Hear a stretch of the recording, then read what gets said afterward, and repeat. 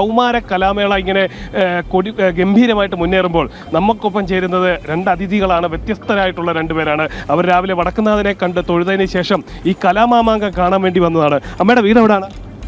വീട് മുളത്താവ്. രാവിലെ വടക്കുന്നാഥനെ കണ്ടു. രാവിലെ തൊഴാൻ പോകും. അപ്പൊ ഇനി എന്താണ് തൊഴുതതിന് ശേഷമുള്ള പരിപാടികൾ എന്തൊക്കെയാണ്? കലാപരിപാടി കുറച്ചു നേരം കണ്ടിട്ട് പോവാന്ന് വിചാരിച്ചിട്ട് കുട്ടികളുടെ പരിപാടി കണ്ടിട്ടേ പോകുന്നു. അതന്നെ, കുട്ടികളുടെ പരിപാടി ഒന്ന് കാണണമെന്നുണ്ട്. ഇന്നലെ വരണമെന്ന് ചോദിച്ചപ്പോൾ നടന്നില്ല. പിന്നെ 1-ാം തീയതി അല്ലേ, അപ്പോൾ പിന്നെ തൊഴുത് അങ്ങനെ തന്നെ കലാപരിപാടി കണ്ട് പോവാൻ. അമ്മയും രാവിലെ പാറമേക്കാവിൽ തൊഴുതു. ഇനി അടുത്തത് വടക്കുന്നാഥനെ കണ്ടിട്ട് കലാപരിപാടി കാണുക. എന്തൊക്കെയാണ് പരിപാടികളൊക്കെ കാണുക? ഏതൊക്കെ വേദികൾ? ഇപ്പോൾ പരിപാടികൾ ഇങ്ങനെ അവരുള്ളപ്പോൾ നടക്കുക, വരിക, പോവുക. അപ്പം റൗണ്ട് ചുറ്റി എല്ലാ വേദികളിലും പോയിട്ടേ പോകുള്ളൂ.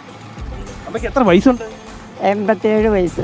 87 വയസ്സുള്ള അമ്മയാണ്. ആ അമ്മ കുട്ടികളുടെ കലാപരിപാടികൾ കണ്ടിട്ടേ പോകുള്ളൂ. രാവിലെ പാറമേക്കാവിൽ പോയി ഇനി വടക്കുന്നാഥനെ കൂടെ കാണും. അതിനുശേഷം ഈ 1-ാം വേദിയിലെത്തും.